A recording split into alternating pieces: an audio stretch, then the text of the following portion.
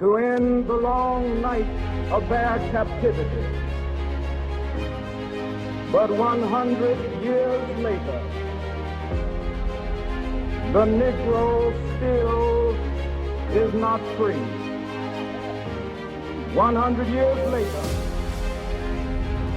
the life of the Negro is still sadly crippled by the manacles of segregation and the chains of discrimination.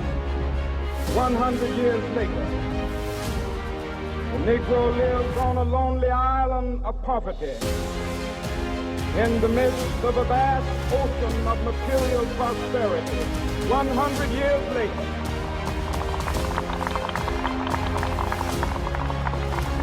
the Negro is still languid in the corners of American society, finds himself in exile in his own land. So we've come here today, traumatized of shameful conditions. In a sense, we've come to our nation's capital to cash a check. The architects of our republic wrote the magnificent words of the Constitution and the Declaration of Independence. They were signing a promissory note which every American was to fall heir. This note was a promise that all men, yes, black men as well as white men, would be guaranteed the unalienable rights of life, liberty, and the pursuit of happiness.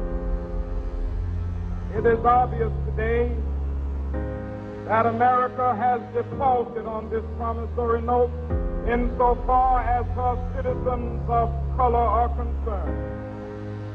Instead of honoring this sacred obligation, America has given the Negro people a bad check. A check which has come back marked insufficient funds.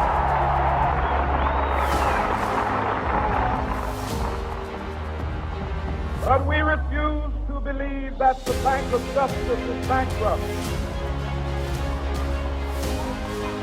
We refuse to believe that there are insufficient funds in the great vault of opportunity of this nation.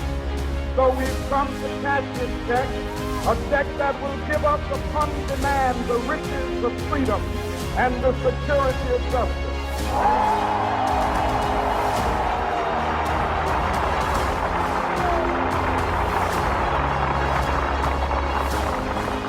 We have also come to this hallowed spot to remind America of the fierce urgency of now. This is no time to engage in the luxury of cooling off or to take the tranquilizing drug of gradualism.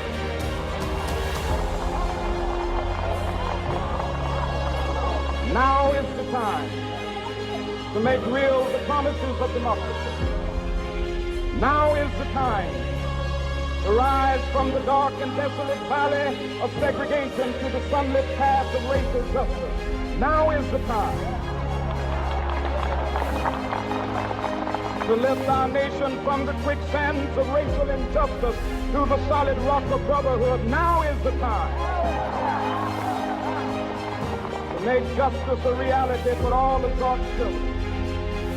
It would be fatal for the nation to overlook the urgency of the moment.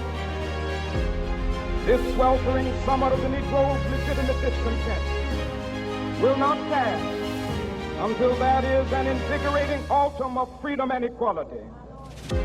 1963 is not an end, but a beginning. Those who hope that the Negro needed to blow off steam and will now be content will have a rude awakening if the nation returns to business as usual.